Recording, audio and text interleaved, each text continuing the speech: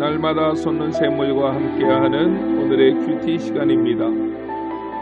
9월 22일 수요일 오늘의 말씀은 로마서 15장 1절로 13절의 말씀입니다. 제15장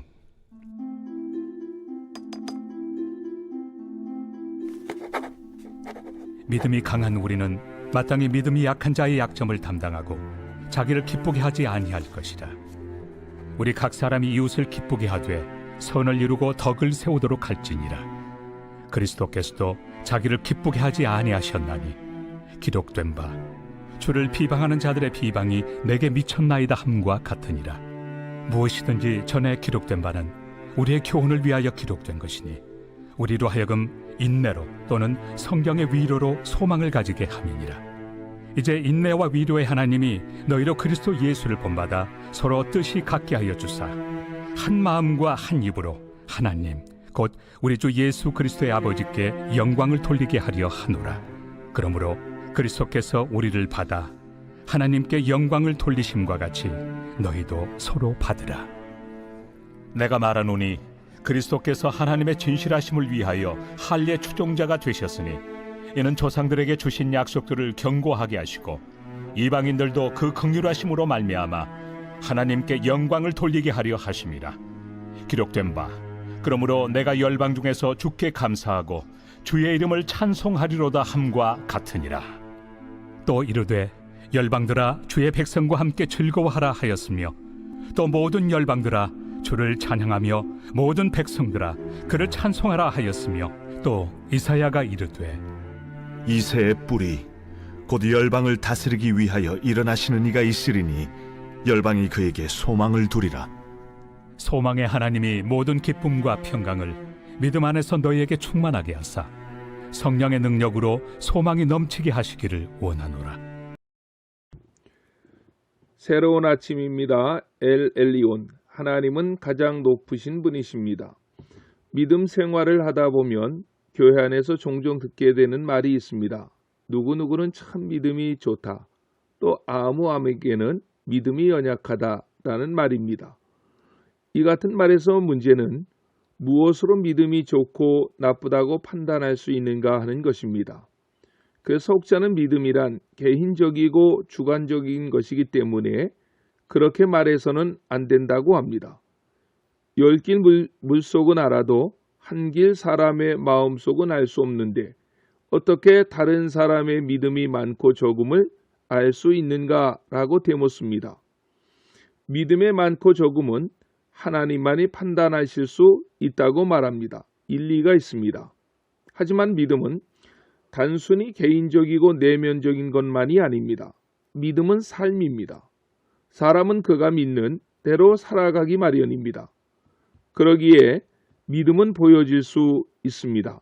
그분의 삶을 통해 그분이 살아가는 삶의 모습 속에서 우리는 그분의 믿음을 볼 수 있는 것입니다. 그렇다면 믿음 좋은 사람은 어떻게 다릅니까? 무엇을 보면 그분의 믿음의 깊이를 알 수 있을까요? 여러 가지를 생각할 수 있을 것입니다. 본문에서 바울은 믿음 좋은 사람, 믿음 강한 사람에 대해서 말씀하는데 그 사람은 예수님을 본받는 자라고 말씀합니다. 그리고 본문은 예수 그리스도를 본받는 삶이 무엇인지를 구체적으로 말씀해 주고 있습니다. 오늘 본문 5절에 보면 너희로 그리스도 예수를 본받아 라는 말씀이 있고 7절에는 그러므로 그리스도께서 우리를 받아 하나님께 영광을 돌리심과 같이 너희도 서로 받으라 라고 말씀합니다. 그리스도인이란 예수 그리스도를 본받아 살아가도록 부름받은 사람들입니다. 예수님은 우리의 스승이 되시고 모범이 되십니다. 성경 곳곳에서 예수 그리스도를 바라보라고 그리스도에게까지 이르도록 장성한 사람이 되어야 한다고 예수 그리스도의 마음을 품으라고 권면하고 있습니다. 찬송가 463장은 신자 되기 원합니다라는 찬송입니다. 마지막 절은 이렇습니다. 예수 닮기 원합니다. 진심으로 진심으로. 예수 닮기 원합니다. 진심으로 진심으로. 진심으로 예수 닮기 원합니다. 진심으로. 아멘. 그렇습니다. 예수 닮은 사람의 믿음이 좋은 믿음이고 강한 믿음입니다. 그렇다면 과연 예수 그리스도를 본받아 산다는 것은 어떻게 사는 것일까요? 본문에서 세 가지로 이야기합니다. 첫째는 그리스도를 본받는 삶이란 연약한 사람의 약점을 용납하고 받아들이는 삶이라고 했습니다. 1절을 보십시오. 믿음이 강한 우리는 마땅히 믿음이 약한 자의 약점을 담당하고 자기를 기쁘게 하지 아니할 것이라 라고 했습니다. 믿음 강한 사람은 믿음이 약한 자를 향해 너는 왜 그렇게 약하냐고 비판하지 말라는 것입니다. 왜 여기까지 이르지 못하느냐고 책망하지 말라는 것입니다. 믿음이 강한 사람은 약한 사람의 자리까지 내려가라고 권고합니다. 그의 약한 점을 받아들일 뿐만 아니라 그 짐을 함께 나누어 살아가라고 당부합니다.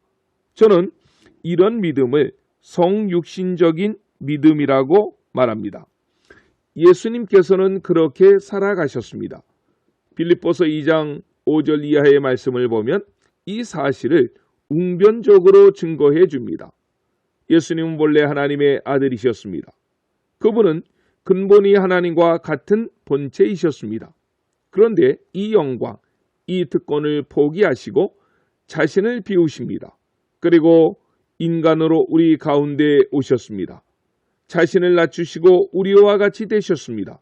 태어나실 때에도 말구에서 태어나셨고 좀 더 낮추어서 돌아가실 때는 십자가에 죽기까지 자신을 낮추셨습니다.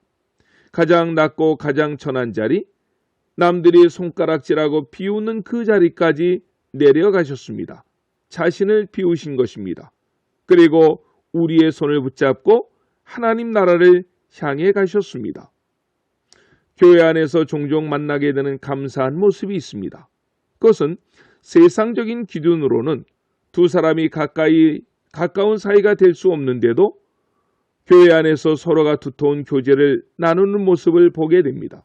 무엇을 봐도 모든 조건이 어울리지 않지만 그런데도 아름다운 사귐이 이루어지는 모습을 보게 되는데 비슷한 배경, 비슷한 조건 안에서 편안한 사귐을 추구하는 현대의 물결 속에 이를 거슬러 올라가는 파격적인 모습은 좋은 믿음의 표현이 아닐 수 없습니다. 이 일이 어떻게 가능합니까? 강한 사람, 힘이 있는 사람이 약한 사람을 탓하지 않고 받아들이고 그 연약함을 함께 짊어지기 때문에 가능한 것이 아닙니까?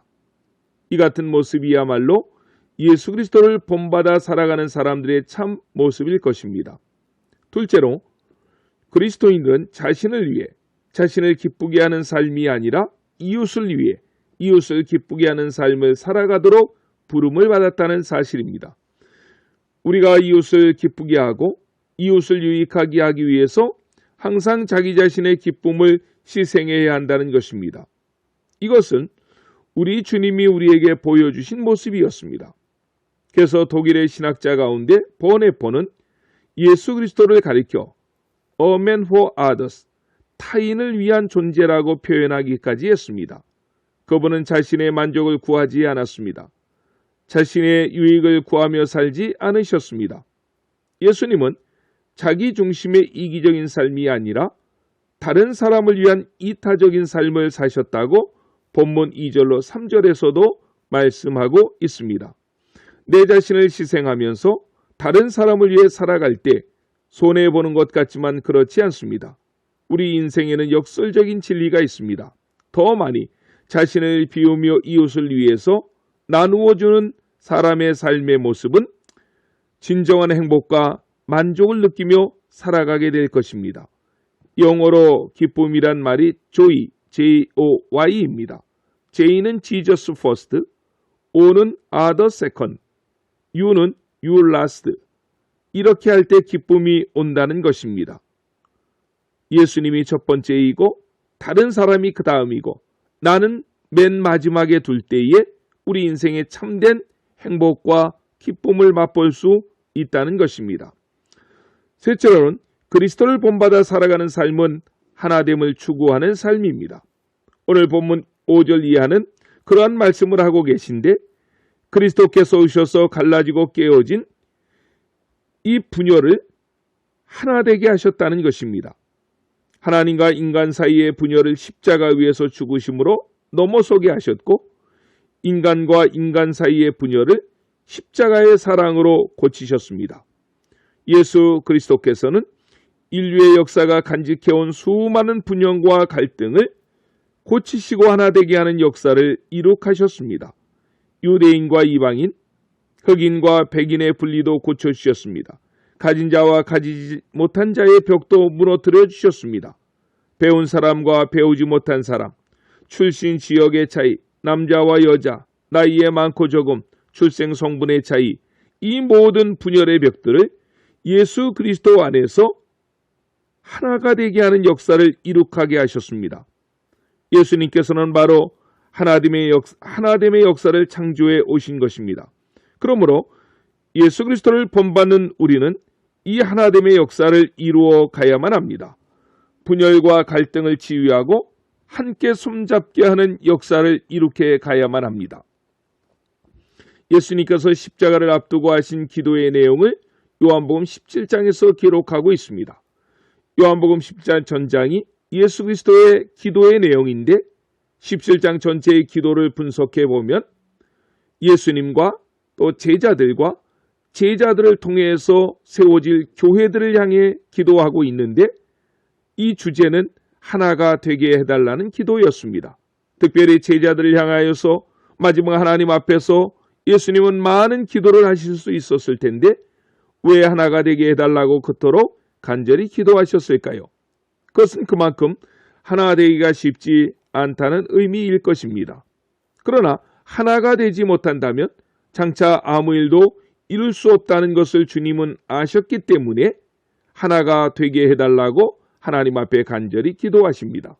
주님을 닮은 자의 삶, 연약한 자의 약점을 담당하고 이웃의 기쁨과 유익을 위해 나를 희생시키며 서로 마음과 뜻을 같이 하게 하여 하나가 되게 할 때, 본문 6절 하반절의 말씀처럼 우리는 우리 주 예수 그리스도의 아버지께 영광을 돌리는 삶을 살아갈 수가 있는 것입니다.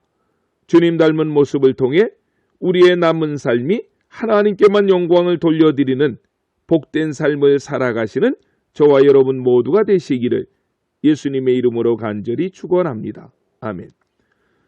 주기도로 예배를 마치시고 오늘도 우리에게 주신 하나님의 말씀을 붙잡고 간절히 기도하시겠습니다.